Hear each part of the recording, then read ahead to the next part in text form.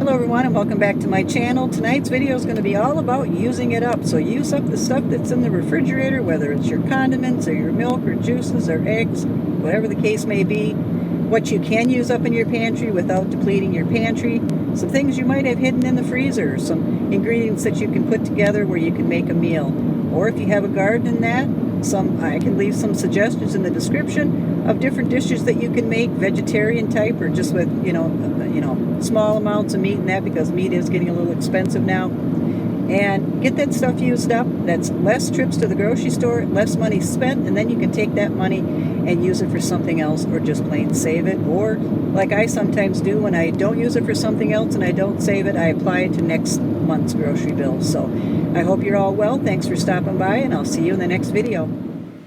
I harvested some of my super sweet 100 cherry tomatoes today because there's so many others that are waiting to ripen, and also some flowers. So this one should have been removed a few days ago. You need to take these, first blush, these lighter ones, and these off so that the tomatoes that are still there waiting to turn first blush, there's another word for it too, or the flowers that are ready to be fertilized and soon become a tomato can get on with their business. So I harvested some of those, and those will be wonderful in a salad tomorrow night. And then we harvested our potatoes.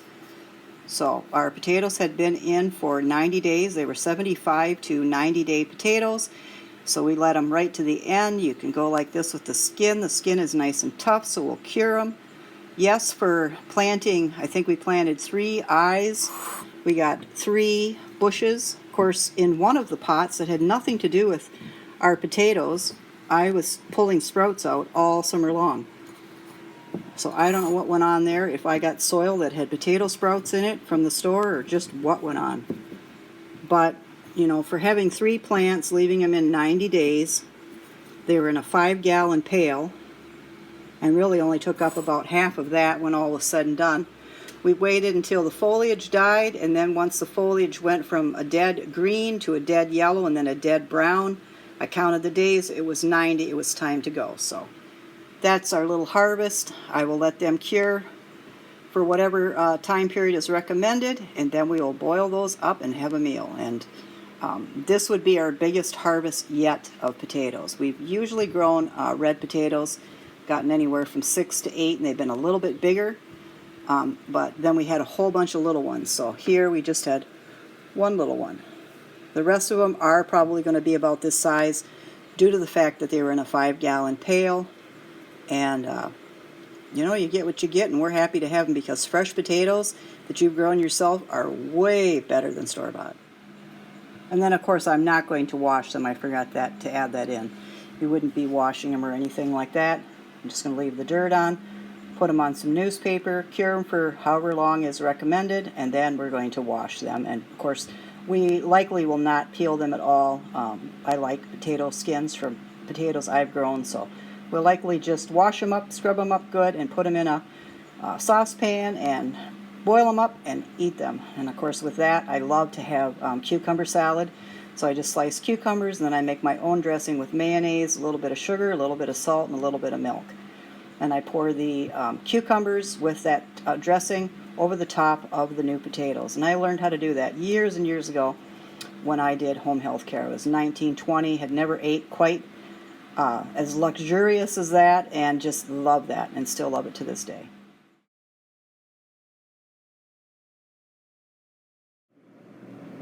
My favorite thing in my summer kitchen is a sliced tomato sandwich. So I picked up an heirloom tomato at a local farm stand. Take a slice of bread. I just used 1 slice. I never liked 2 slices for this particular sandwich. I put a thin layer of mayonnaise on it, and then some thin slices of that tomato and some salt and pepper. And my stepdad, who was Norwegian, used to put sugar on his tomato sandwiches. And there it is.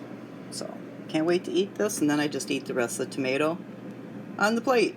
And that is my side dish for Monday night supper. So the menu will be in the show notes. It goes Sunday to Sunday, but there was a couple of nights in there where we had leftovers, excuse me, and one night in there where we had just chicken noodle soup and a grilled cheese sandwich, and I did not take footage of that. So I was just mainly focusing on the homemade meals, which we had several servings of those things, of homemade meals this past week.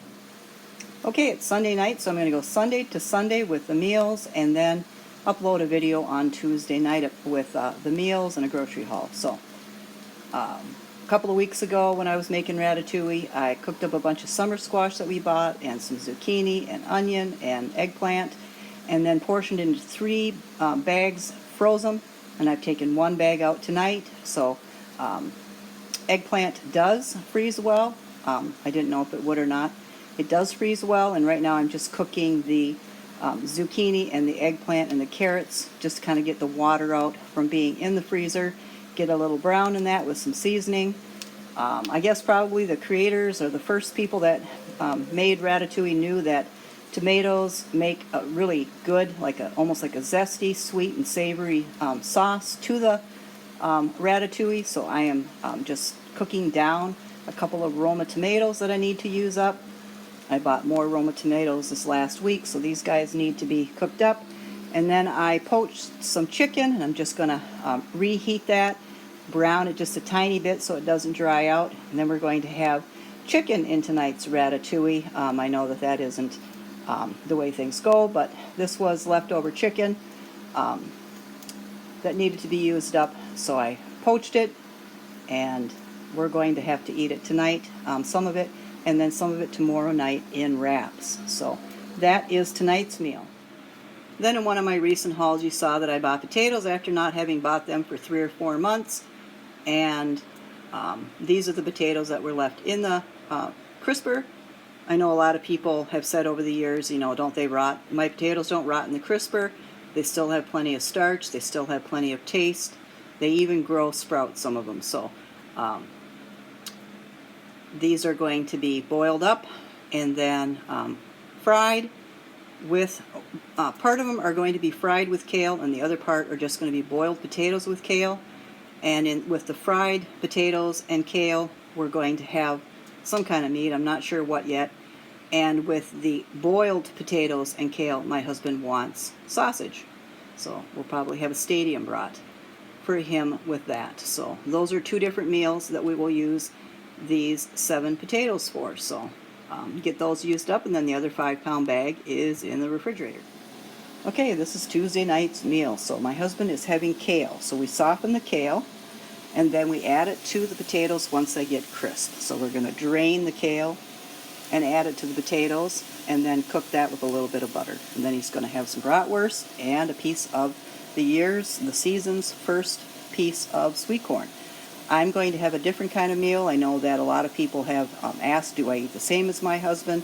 What type of meals do I eat separately? Tonight my separate meal is going to be a piece of sweet corn, some tomatoes and zucchini. The tomatoes, those 2 need to be used up. I have an avocado that needs to be used up.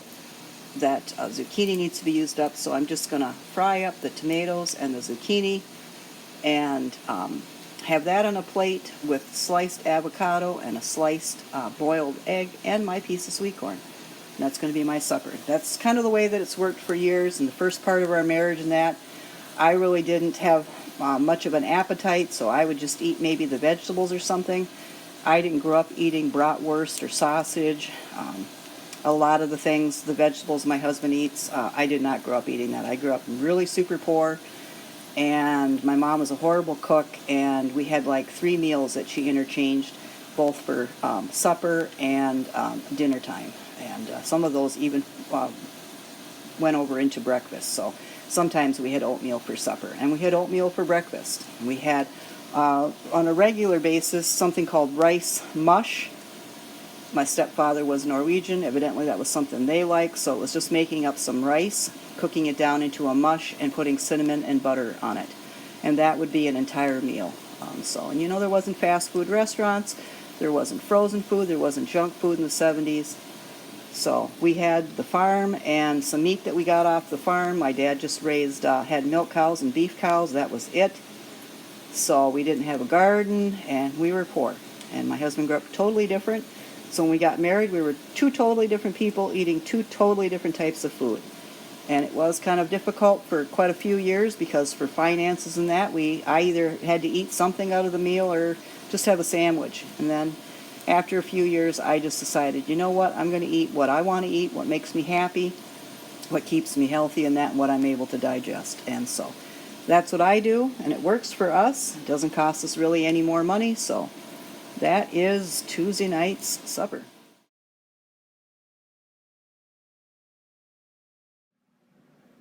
Okay, on Sunday we picked up some sweet corn. So the stand just was put up, and the first things they're selling are eggplant and cucumbers and green tomatoes, pickling cucumbers. They had some cabbage, and then their sweet corn. So it was 6 for $4.50. Usually it's like, gosh, I remember when it was 7 for $1.50. I think it's usually, they usually just start at the dozen, and it's a dozen for $7.50. So, not sure, I'll have to do the math on it, but we bought just 4, just in case. Usually the first bunch of corn is from a certain field, and we really like it. Then about 5 weeks from now, the corn that they bring in, we don't like. So, I'm sure there are different varieties of corn in the different fields, and this happens to be the one that we like. So we picked up 4 ears. We're going to have that for supper tonight, so I'll include that in my week of meals. Okay, one of my favorite summer foods is to go to a farm stand, or if I have a relationship, which I have redeveloped a relationship with a local farmer, as far as buying fruits and vegetables from them, getting some fresh cucumbers. So we do have some fresh potatoes out of our own garden. And something that I started doing when I was a teenager is I take fresh potatoes, you can take store-bought too, and boil them up. I don't eat potatoes probably but maybe 3 times a year, and they have to be fresh potatoes, and that's it. Potatoes really do a number on me, but fresh potatoes, I'm willing to do it. So I take the cucumbers. This is a half a cucumber, and then I'll show you what I mix into it, and then when I have it with the potatoes and that, I'll show you how that's done. And that's one of my favorite summer foods. Okay, so a half a cucumber, and then 1 teaspoon of mayonnaise and 2 teaspoons of milk or cream. And then I stir it all up. And it's going to look something like this. So you can add a red onion to it, or just regular white onion, and salt and pepper, or whatever seasoning. You can add whatever you want to it. For me, I just have the fresh cucumber from the garden, with the teaspoon of mayonnaise, 2 teaspoons of milk. I do add a little bit of salt and pepper, and then I take the new potatoes, and I'll show you what that looks like when it's done, and I take and put this over the top of it like it's a gravy. And I learned how to do that. I worked for a family from Germany when I was a teenager, and this was one of their favorite things to do for summer, in the summertime when they were bringing stuff in from the garden. We're heading to the grocery store to get some bananas because our breakfast bananas have turned to smoothie bananas. When I get home, then I will make a smoothie to use up the bananas that are on our kitchen table. Don't mind the fan noise in the background if you can see it. My husband's bought another gadget to keep him cool in the car because the air conditioning isn't quite good enough.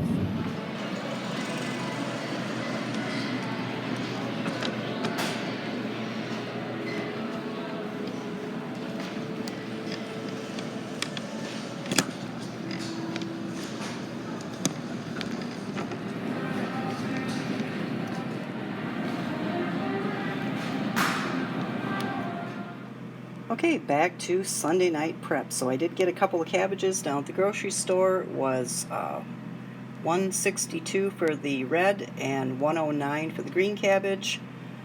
And each one were probably like £1.25. And then I got a pound of strawberries that were on sale for $2.19. And then about 11 bananas at 54 cents a pound. So I already made a smoothie. Now I'm going to make my husband's famous salami sandwich. He said quite a thing with his lunch ever since before we got married. Before we got married, I started making his lunch, and he's gone, 25 years without any absences.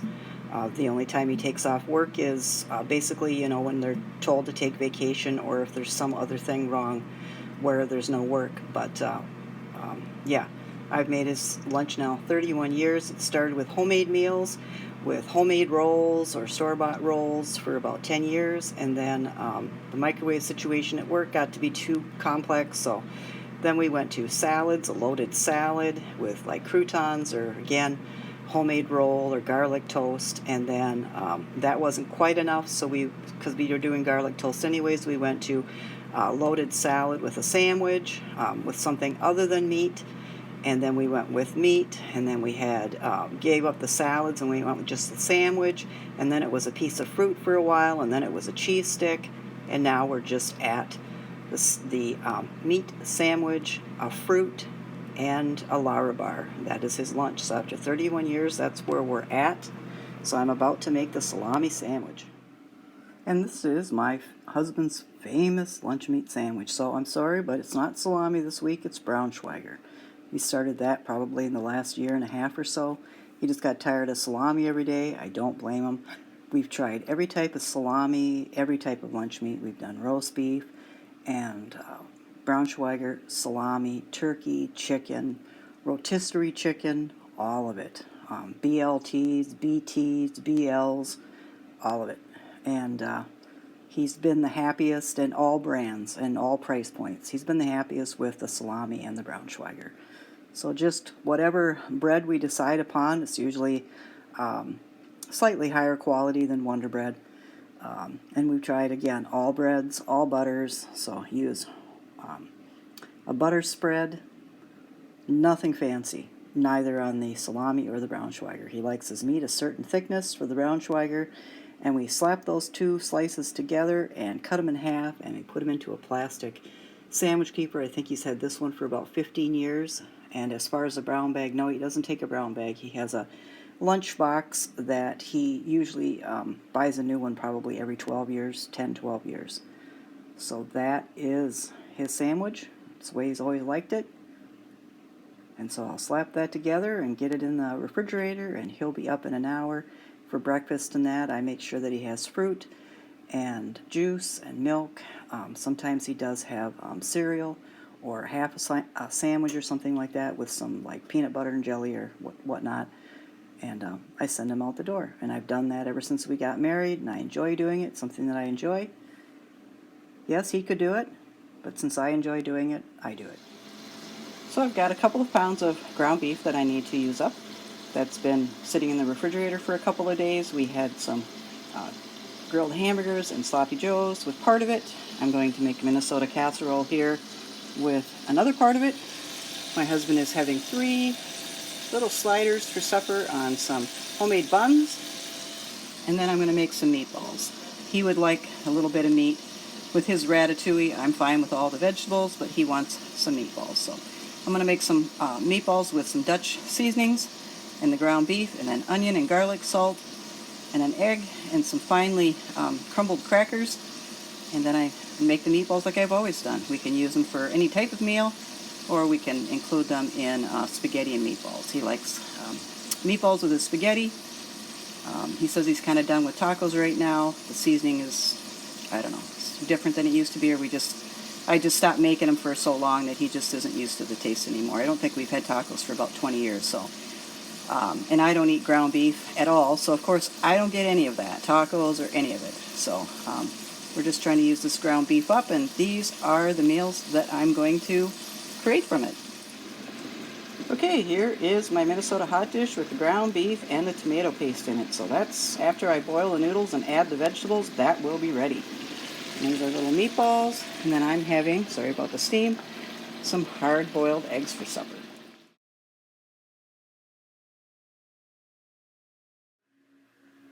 Okay, and then I went ahead and made some chocolate chip cookies when the temperatures were 78 degrees today. It was nice, very nice. So once the cookies were done, I just I had the windows open, the door and the front patio door open, and so all the hot air went out. And I didn't, of course, need to run the air conditioner. I wouldn't have baked if it was a warm day and stuff, because I just wouldn't think of baking and then turning on the air conditioner. So it was just nice to bake and have the windows and the door open and nice temperatures coming in. So these were the cookies that these are cookies that I baked with the gluten-free, dairy-free Nestle's Toll House chocolate chips and then plant-based butter. And they are absolutely delicious. I followed the Toll House recipe. So my husband can have some home-baked cookies. I haven't done These, I think, probably it's been near Christmas time, maybe January, that I made some homemade cookies. Okay, I bought some pickling cucumbers at the local farm stand on Sunday, and I decided to make up some pickles. So I will include the recipe in the video's description.